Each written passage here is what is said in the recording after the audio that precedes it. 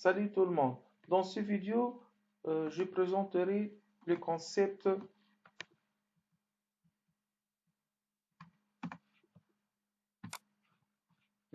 d'expérience aléatoire, le concept de probabilité d'analyse combinatoire. Nous commençons par donner une définition de terme d'expérience aléatoire. L'expérience aléatoire désigne une expérience dont on connaît l'ensemble des résultats possibles sans savoir lesquels de celles-ci se réalisera. C'est-à-dire, on connaît le résultat, mais dont le résultat ne dépend que de hasard. L'ensemble des résultats possibles porte le nom de l'ensemble fondamental des résultats de l'expérience aléatoire, qu'on note par oméga.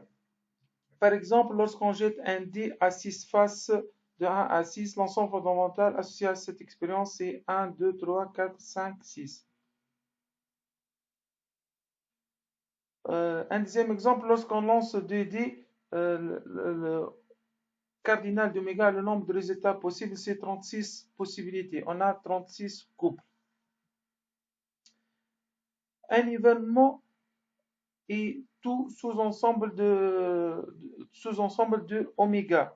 Donc, par exemple, considérons l'expérience aléatoire qui consiste à lancer un dé. L'événement A défini, le résultat de lancer est un nombre pair qui correspondant à un sous-ensemble A qui est 2, 4, 6. Pour que cet événement se réalise, il faut que le résultat du lancer soit un des trois nombres 2, 4, 6. Un événement élémentaire s'il est composé d'un seul élément.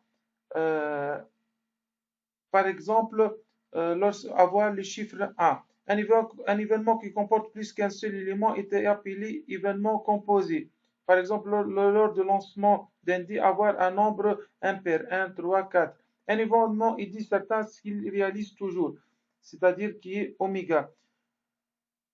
L'ensemble vide est un événement impossible.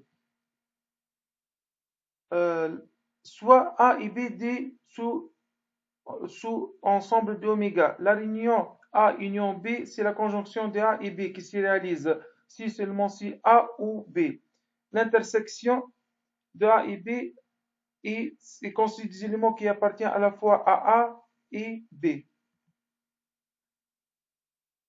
Un événement B est complémentaire qu'on note B bar et l'événement qui se réalise lorsque B ne se réalise pas. L'inclusion, on dit que A implique B ou que A inclut dans B si tous les éléments de A appartiennent aussi à B. Donc, on peut faire des opérations sur les événements. Donc, les événements sont commutatifs, associatifs, distributifs. On peut appliquer la loi de Morgan qui a cette forme. Des événements A et B sont compatibles si les deux peuvent se réaliser en même temps. En d'autres termes, des événements sont compatibles si leur conjonction est un événement possible, c'est-à-dire A inter B est différent de l'ensemble vide. Des événements A et B sont incompatibles si A inter B est égal à l'ensemble vide. Nous passons à la présentation de la notion de la probabilité. Donc, soit oméga l'ensemble fondamental, on note P de A qui appartient à l'intervalle 0,1 à un événement de P de A est égal au nombre de cas équiprobables favorables sur le nombre de cas équiprobables possibles, nombre de cas réalisables sur le nombre de cas possibles. Cette probabilité est comprise entre 0 et 1. P d'oméga est égal à 1, P de A inter B est égal à P de A plus P de B, si A et B sont disjointes. Soit A est l'événement complémentaire de A, P de A bar est égal à 1 moins P de A. Soit A et B des événements de l'ensemble fondamental avec B de probabilité non nulle. On appelle probabilité conditionnelle de A sachant B la probabilité d'apparition de B sachant que A c'est déjà réalisé. Donc, on peut définir que P de A sachant B est égal à P de A inter B sur P de B. À partir de la définition de la probabilité conditionnelle, on peut écrire P de A inter B est égal à P de A sachant B fois P de B.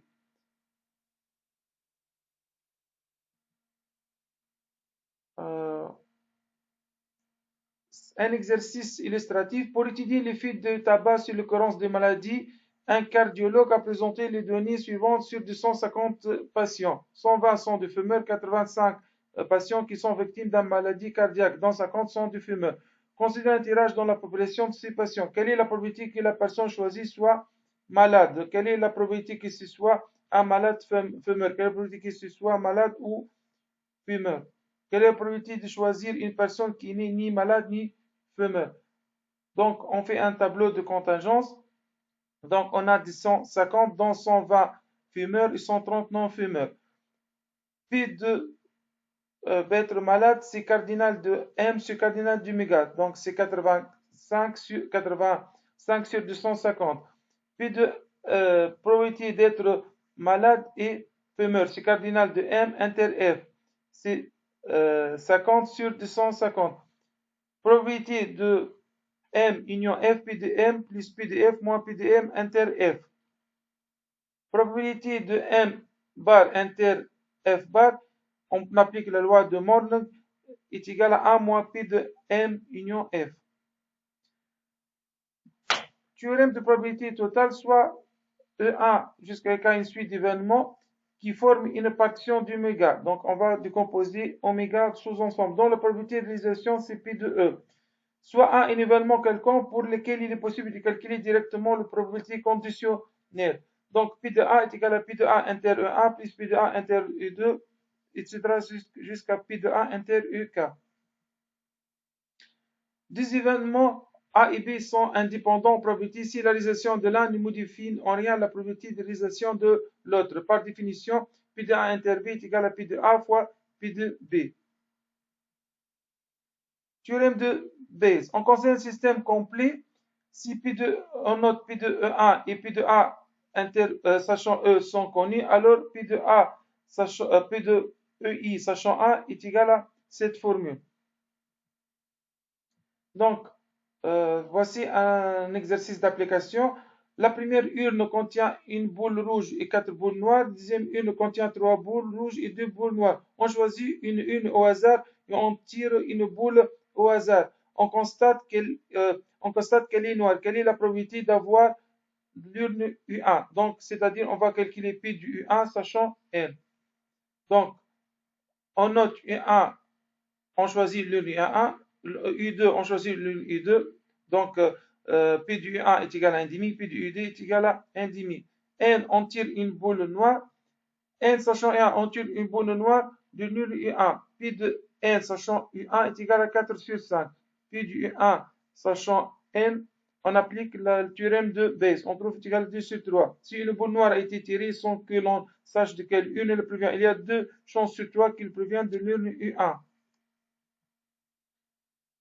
On termine par donner l'analyse combinatoire. On appelle permutation sans répétition de n éléments distincts une disposition ordonnée de ces n éléments. Exemple, on veut déterminer le nombre de différentes façons de placer 4 clients autour d'une table dans un restaurant. Il s'agit de permutation de 4 clients, donc 4 factoriels. Il y a 24 façons. Les permutations, c'est avec répétition de n éléments non tout distincts. Une disposition ordonnée, c'est un élément, le nombre, c'est n factoriel sur n1 jusqu'à n2. Donc, on veut classer 10 étudiants, 4 gestions fondamentales, 2 gestions appliquées, 3 économies fondamentales et 1 en économie appliquée. Le nombre de classements différents qu'on peut avoir, c'est P de 10 est égal à 12 600.